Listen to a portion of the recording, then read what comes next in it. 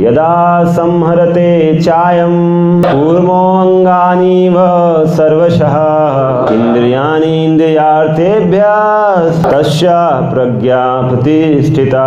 जिस प्रकार कछुआ अपने अंगों को संकुचित करके खोल के भीतर कर लेता है, उसी तरह जो मनुष्य अपनी इंद्रियों को इंद्रिय विषयों से खींच लेता है वह पूर्ण चेतना में दृढ़तापूर्वक स्थिर होता है। तो तात्पर्य प्रभुपाद बोलते हैं, किसी योगी भक्त या आत्मसिद्ध व्यक्ति की कसौटी यह है कि वह अपनी योजना के अनुसार इंद्रियों को वश में कर सके, किंतु अधिकांश व्यक्ति अपनी इंद्रियों के दास बने रहते हैं और इंद्रियों के ही कहने पर चलते हैं।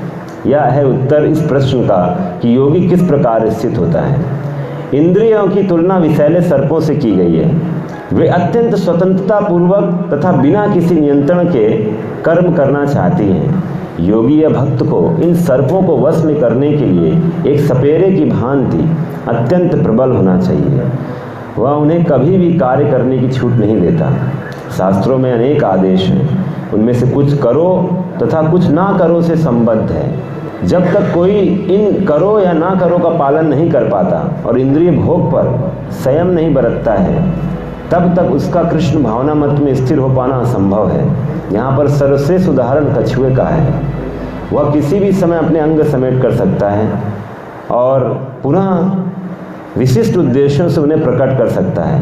इसी प्रकार कृष्ण भावना भावित व्यक्तियों की इंद्रियां भी केवल भगवान की विशिष्ट सेवाओं के लिए काम आती हैं, अन्यथा उनका संकोच कर लिया जाता है। अर्जुन को उपदेश दिया जा रहा है कि वह अपनी इंद्रियों को आत्मतुष्टि में ना करके भगवान की सेवा में लगाए।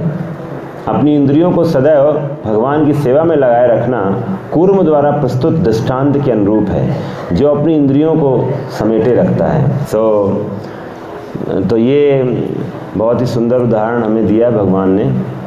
तो नॉर्मली देखिए, जैसे यहाँ पर आप देखेंगे बता रहे हैं तो भगवान की इंद्रिय और इंद्रियों की बातें हो रही हैं कि डूज एंड डोंट्स के बारे में भगवान बता रहे हैं। एक्चुअली इस भौतिक संसार में, जैसे प्रभुपाद उदाहरण देते हैं इसी के लेक्चर में, बोलते हैं कि मैं जब जेल विज़िट करता था, प्रभुपाद बोल रहे हैं, तो कभी कभी जेल में डिवोटीज जाते हैं और जेल में प्रीचिंग होती है। तो हम तो वैसे हम भी सब कैदी ही हैं, लेकिन जेल के अंदर जेल है, तो जेल में जब जाते हैं प्रीचिंग के लिए तो लोगों को बहुत ही जो हार्डकोर प्रिजनर्स होते हैं तो उनको बहुत ही जंजीरों से बांधा जाता है, हार्डकोर प्रिजनर्स को। तो जब वो जंजीर को प्रभुपाद देख रहे हैं तो उनको ये समझ में आ रहा है हम सब भी तो जंजीरों से बंधे हुए हैं क्या। तो जंजीर क्या है हमारी, प्रभुपाद बोलते हैं जंजीर हमारी यही है, ये जो सेंस एंजॉयमेंट, जब इंद्रिय भोग के पीछे भागते हैं, यही जंजीर है। इस संसार में हम जब तक रहेंगे इस जेल में, जब तक हम सेंस एंजॉयमेंट की तरफ भाग रहे हैं। तो अब प्रश्न यह आता है बहुत बार, तो क्या इसका मतलब सेंसेस को स्टॉप कर दें? क्योंकि शरीर मतलब सेंसेस, अगर शरीर है तो इंद्रियां होंगी ही होंगी, ठीक है ना। तो क्या आँख से देखना बंद कर दें, कान से सुनना बंद कर दें, जीभ से खाना बंद कर दें? तो ये तो समाधान नहीं हुआ। तो कछुए का उदाहरण भगवान ने दिया है कि आपको बंद नहीं करना है, सही समय में। आप देखिए कछुए का एक उदाहरण क्यों दिया भगवान ने, कि कछुए के 4 तो हाथ हो गए और 1 सिर हो गया, ठीक है। तो वैसे हमारी 5 इंद्रियां होती हैं, तो कछुआ ही एक ऐसा है जिसमें 5 चीज़ों को अंदर कर लेता है। बाकी आप देखेंगे कुछ होते हैं वो सिर्फ पैर अंदर कर पाते, सिर अंदर नहीं कर पाते। तो कछुए का 5 का बड़ा अच्छा कैलकुलेशन है। तो वो अपने आप को अपने खोल के अंदर, उसका पीठ के अंदर बंद कर लेता है।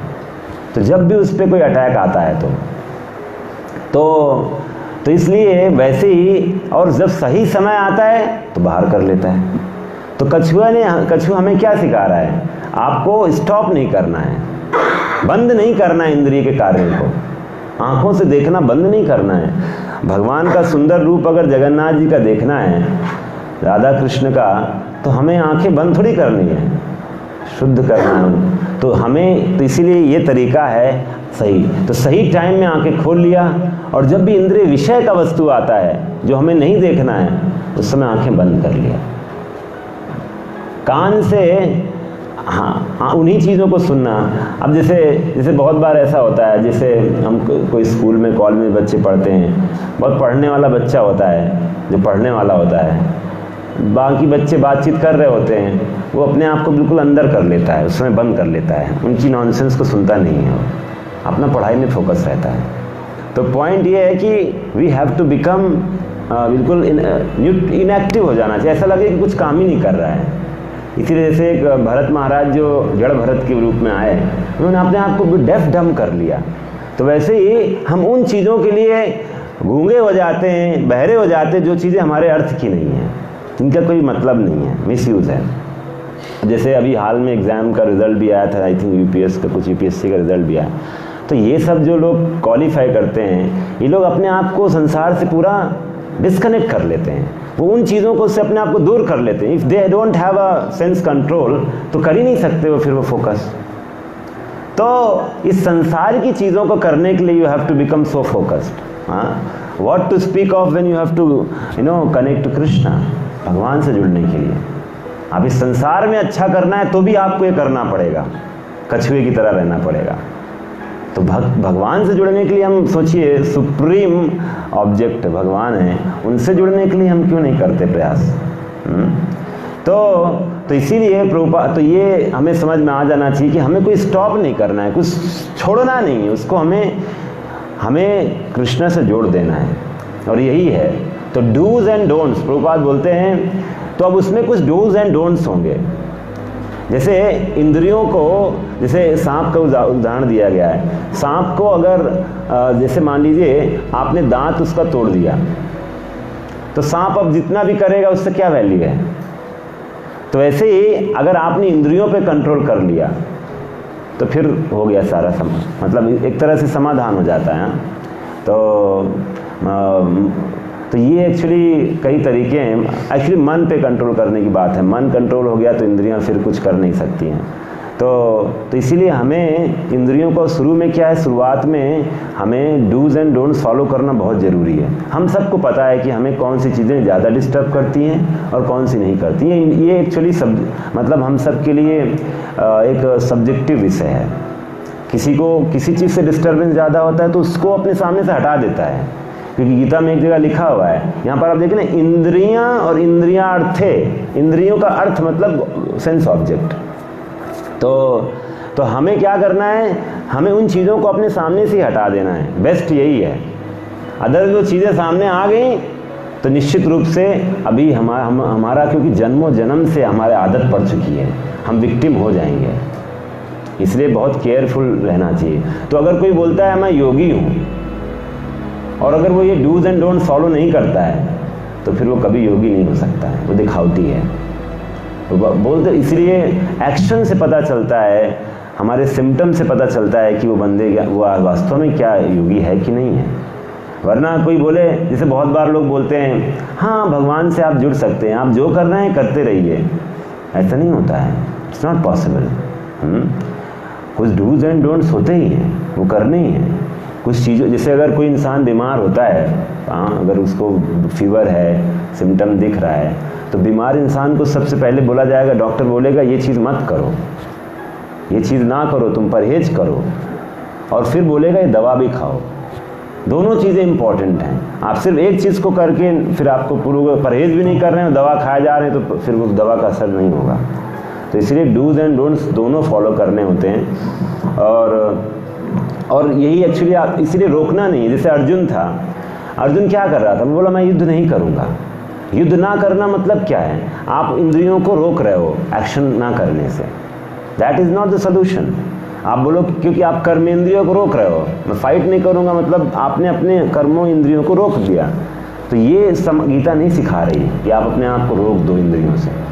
जैसे बहुत बार लोग बोलते हैं हम कुछ करेंगे नहीं, हम मौन हो जाएंगे, मौनी बन जाएंगे। ये समाधान नहीं है, कछुआ इसे सिखा ही नहीं रहा हमें। मौनी बाबा बनना ये समाधान नहीं है। हाँ, आप तब मौन हो जाओगे जब आपको नॉनसेंस बोलना होगा। इधर उधर की कोई आपसे बोले, कुछ भी विषय में पूछ रहा है जिसका कोई मीनिंग नहीं है, हमारे जीवन से कोई फ़ायदा नहीं है उसको बोल के, और आपसे वो बोलने को कहा जा रहा है, then you are not ready to speak. बोला नहीं बोलना है हमें। जब आपसे बोला जाएगा कि बोला जाएगा okay you speak about Krishna, you speak about something is very important to your life, then you will speak very boldly, बहुत तेजी आप बोलेंगे। तो जैसे कुछ चीज़ें अगर आसपास हो रही हैं तो आप अपने आप को अंदर कर लेते, जैसे ही कोई कृष्णा के बारे में बोलता है। एक्चुअली यही हुआ था, जो भागवतम, जो इनिशियल भागवतम बोली गई है, सुखदेव गोस्वामी ने जो परीक्षित महाराज को बोला है, तो सुखदेव गोस्वामी वो वेद व्यास के पुत्र थे।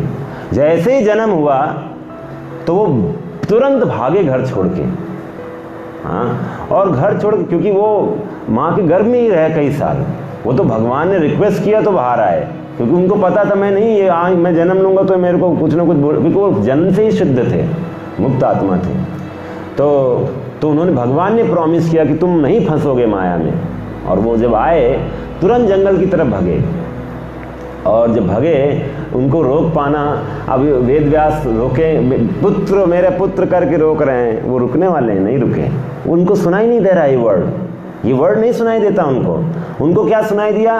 तो वेद व्यास ने फॉर्मूला किया, ऐसा करते उन्होंने अपने कुछ शिष्यों को भागवतम सुनाया, बोला जाओ अब तुम जंगल में ये भागवतम सुनाओ। तो जब सुखदेव गोस्वामी के कान में श्रीमद् भागवतम गया तो वो रुके, ठहरे, बोला ये कहाँ से आ रहा है ये भागवतम की बात। तो वो फिर पहुँचे वहाँ तक, और फिर पूछते हैं, तो उनके शिष्य थे, बोला कहाँ से सुना है? बोला आइए आपको अपने गुरुजी के पास लेके जाते हैं। फिर उनके वो पिता के पास ही लेकर गए, तो वेद व्यास ने उनको पूरी भागवतम सुनाई। So that is the way of a person, जो एक योगी की तरह एक होता है। तो हमें भी अपने जीवन में we have to be very careful, otherwise हम अपने ही दुश्मन बने हुए हैं। ये आपको हमें समझ में आ जाना चाहिए। और तब जाकर ये जो एग्जाम्पल है कछुए का, वो हम सार्थक कर सकते हैं। और कछुए को इसलिए आइडियली आप एक अच्छा हम देख सकते हैं, बहुत ही आइडियल एग्जाम्पल है।